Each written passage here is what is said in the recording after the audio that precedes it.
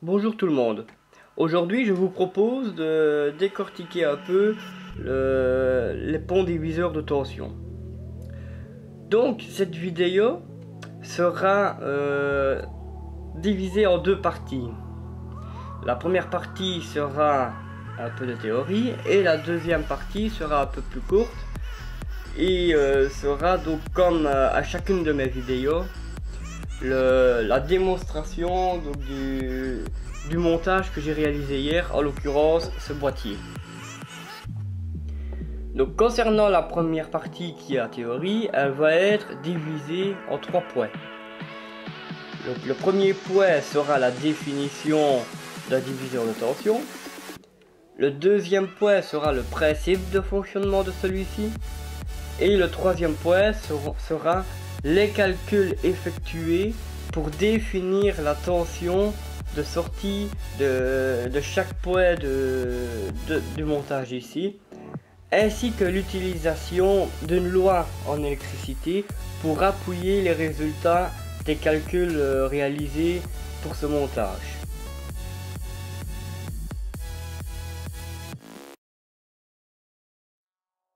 Alors venons-en donc à la définition. Donc le diviseur de tension, c'est un montage très simple qui permet de diviser une tension d'entrée. Un montage plus qu'élémentaire qui peut réaliser cela, c'est tout simplement l'association de minimum deux résistances raccordées en série. Pourquoi minimum deux résistances?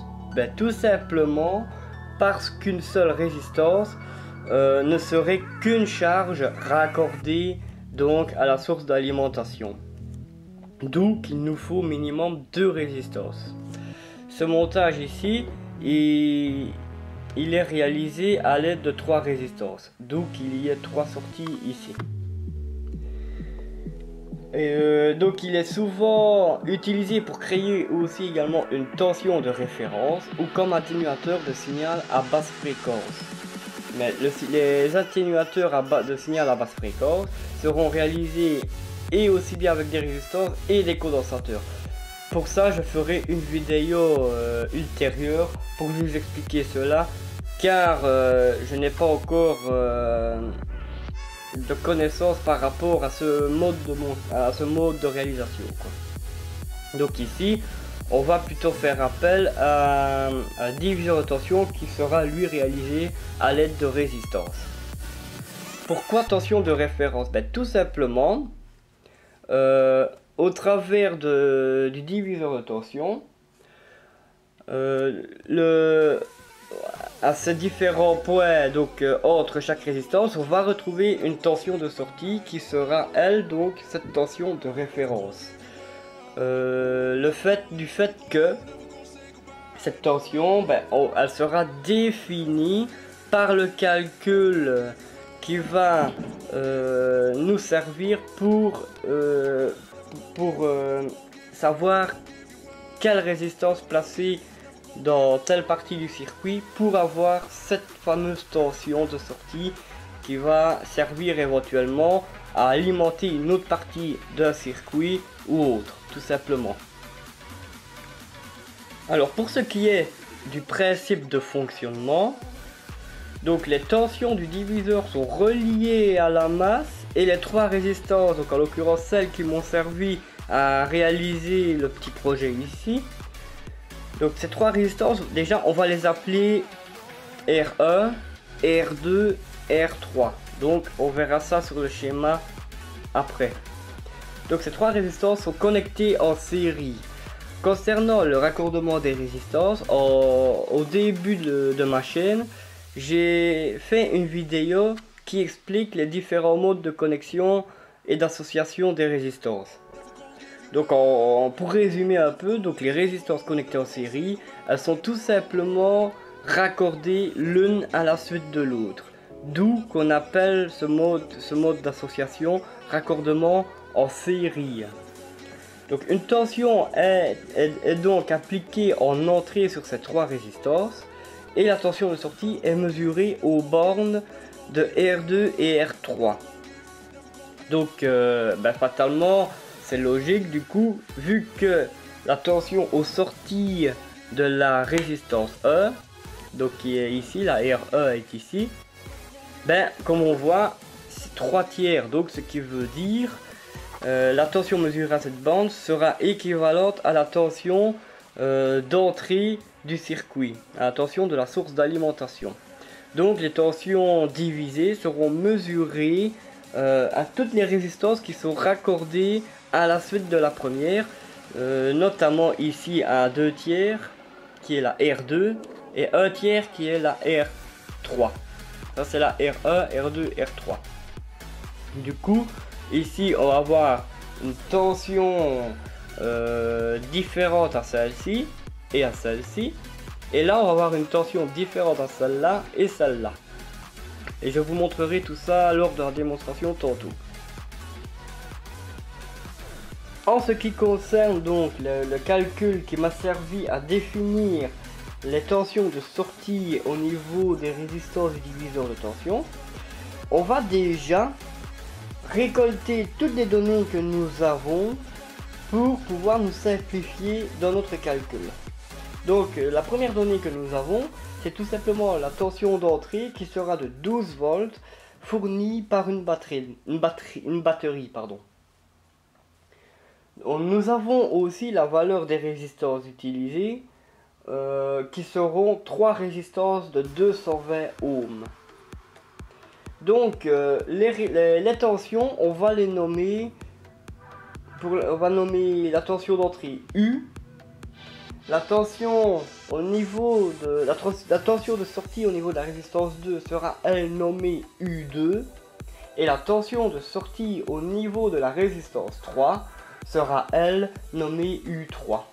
Ben, pourquoi on ne parle pas de UE? Ben, tout simplement, la tension de sortie au niveau de la résistance E sera équivalente à la tension d'entrée, donc à 12 volts. Donc du coup, par rapport à ceci, on sait, il n'y a pas besoin de calcul pour savoir déjà que à l'entrée, enfin à la sortie de la résistance E, on va retrouver la même tension que la batterie qui fournit donc la tension d'entrée, et donc on ne va pas spécialement faire de calcul pour définir cette tension de sortie. Il ne reste donc plus qu'à définir la tension de sortie au niveau de la résistance 2 ainsi que la tension de sortie au niveau de la résistance 3. Cette tension de sortie sera définie au travers d'une formule. Donc tout simplement on va trouver la tension de sortie au niveau de la résistance 2 via ce calcul ici. Donc U2 qui est simplement donc la tension de sortie au niveau de la résistance 2 est égal à U qui est la tension d'entrée fois la valeur de la résistance 3 plus la résistance 2 ou résistance 2 plus résistance 3 divisé par résistance 1 plus R2 plus R3. Ce qui va donc donner donc U qui est la tension d'entrée, donc 12 volts, fois le résultat de la somme de la résistance 2 et 3 qui est de 440 ohms, divisé par la somme des 3 résistances qui sera donc de 660 ohms. Ce qui donne alors 12 fois 440 divisé par 660 qui est égal à 7,99 volts. Donc là nous avons déjà la tension de sortie au niveau des 2 tiers de notre diviseur de tension. Il ne nous reste plus qu'à donc calculer la valeur de la tension de sortie au niveau de la résistance 3 qui sera définie comme ceci. Donc U3 est égal à U fois la résistance 3 divisé par la somme des 3 résistances, ce qui est égal donc à 12 volts fois 220 ohms divisé par 660 ohms qui est égal à 4 volts. Maintenant vous pouvez aussi vous demander pourquoi je n'ai pas ici j'ai additionné la résistance 2 et la résistance 3, et ici je n'ai pas fait d'addition entre les résistances ici aussi. Donc tout simplement, en sachant que c'est les mêmes valeurs de résistance, on va retrouver la même tension aux bornes de chacune des résistances. Et vu que la U3, donc la tension de sortie 3 au niveau de la résistance 3, ça sera simplement un tiers de la tension fournie par le diviseur de tension. Tandis qu'ici, la tension de sortie au niveau de la résistance 2, ce sera les 2 tiers de la tension parcourant le pont diviseur de tension. Donc du coup, il nous faudra ainsi additionner la résistance 2 et 3 pour avoir justement le résultat des 2 tiers. Donc on a donc en tension de sortie au niveau de la résistance 3, 4 volts. Je vais donc appuyer les résultats au travers d'une loi de l'électricité qui est simplement la très célèbre loi d'Ohm, qui, de par sa formule U égale RI, donc U c'est la tension en volts, R c'est la résistance en ohm, et I c'est tout simplement l'intensité en ampères. Donc moi il me fallait tout simplement, donc pour la plupart de mes circuits, une intensité de 20 mA. J'ai trouvé donc 18 mA par rapport au calcul, donc je reste bon. Donc U est égal à I fois R. Ici dans l'exemple ici on va faire U qui est la tension est égal à I, donc l'intensité, fois le résultat de la somme des 3 résistances, ou qu'on pourrait appeler également fois la résistance équivalente du circuit. Donc du coup les résistances raccordées en série, la résistance équivalente sera simplement l'addition de chacune des résistances.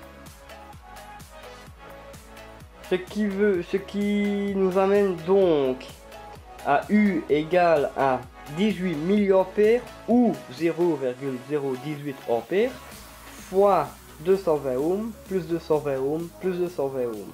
Ce qui nous conduit ainsi à U égale 18 mA fois 660 ohms qui est égal à 11,88 volts, donc 11,9 volts, qui sera tout simplement donc la tension de la batterie impliquée à l'entrée du circuit. Mais comme je vous ai dit que la tension fournie par la batterie est 12 volts, ici on retrouve 11,9 volts. Pourquoi? Tout simplement, dans chacune des batteries ou piles ou accumulateurs, on va retrouver une résistance interne qui fera que la tension de sortie de la pile ou de la batterie sera légèrement, mais très légèrement, en dessous de la tension annoncée sur le corps de la pile ou de cette batterie, quoi, tout simplement.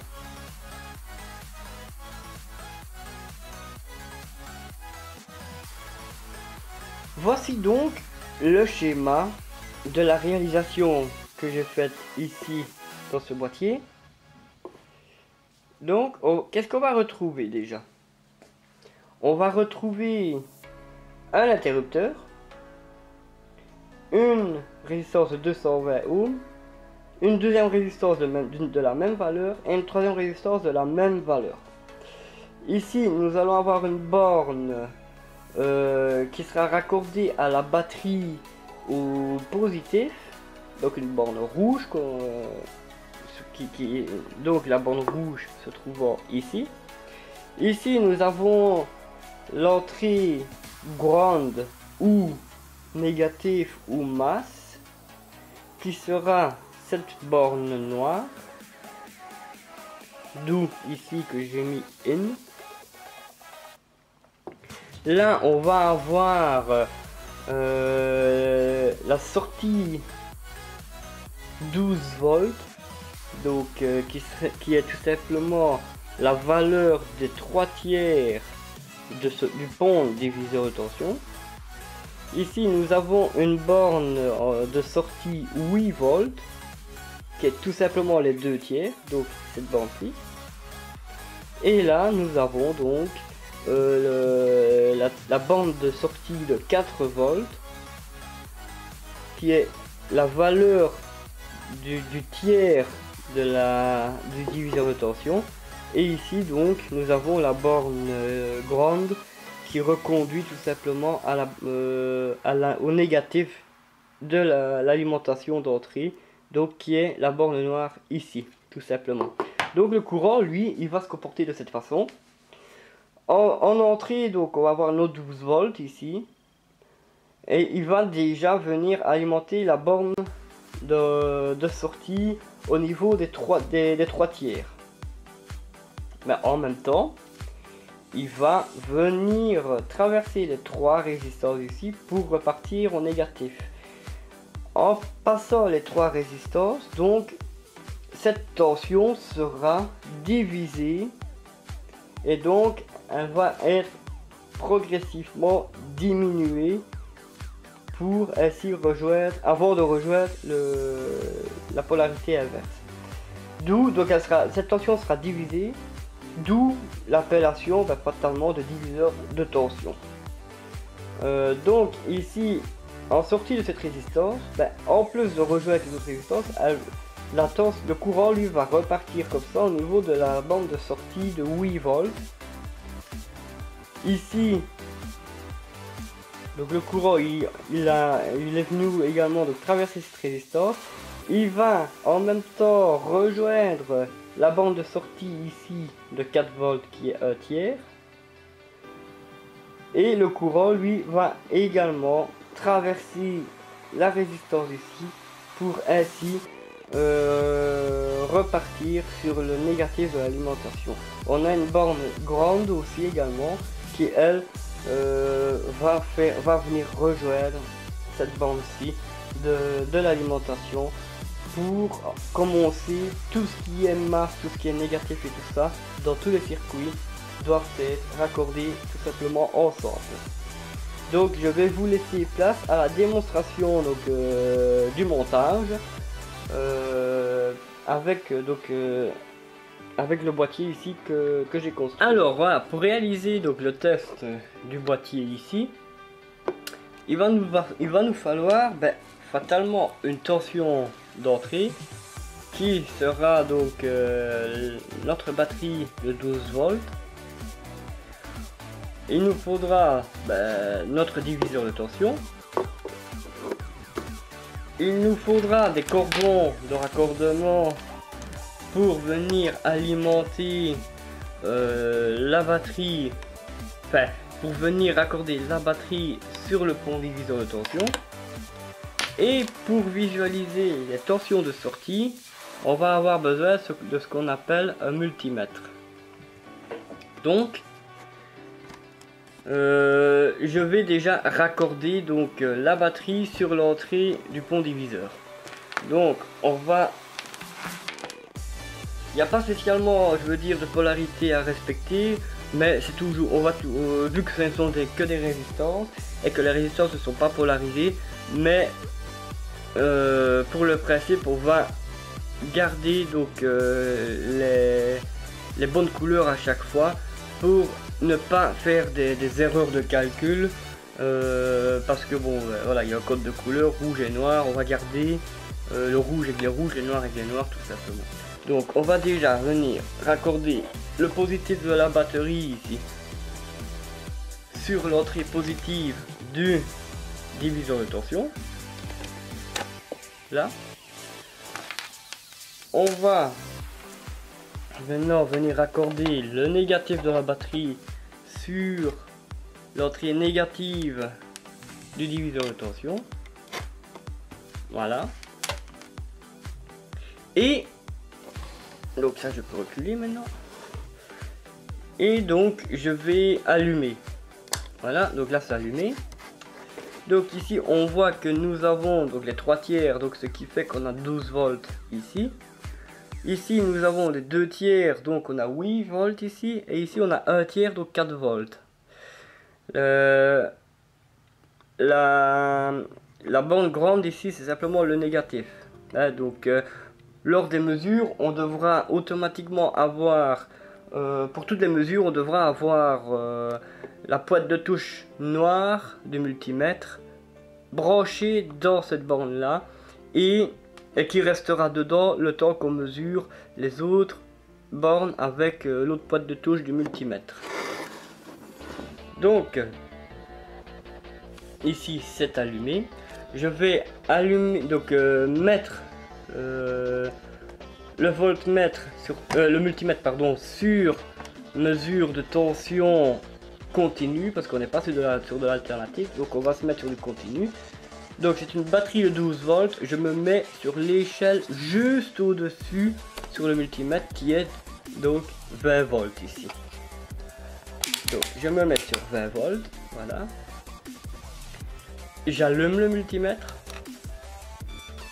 Et donc là, comme je viens de vous expliquer, je vais laisser donc la boîte de touche noire dans la borne négative du diviseur de tension. La boîte de touche rouge ici, eh ben, je vais commencer par venir mesurer les tensions de sortie au niveau de chaque borne ici. Donc, un tiers, normalement, on doit trouver 4 volts.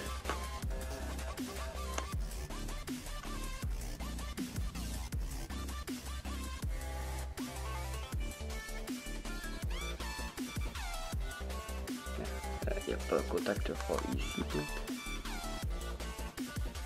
Voilà. Là, on a 4,1 volts.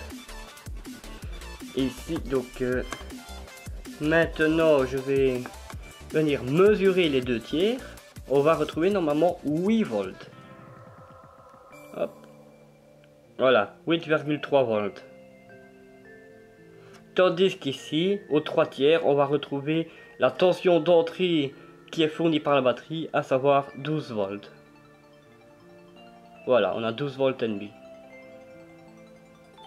Voilà, tout simplement. Donc là et là. Je vais maintenant baisser l'interrupteur, ben on n'aura plus de tension. Voilà.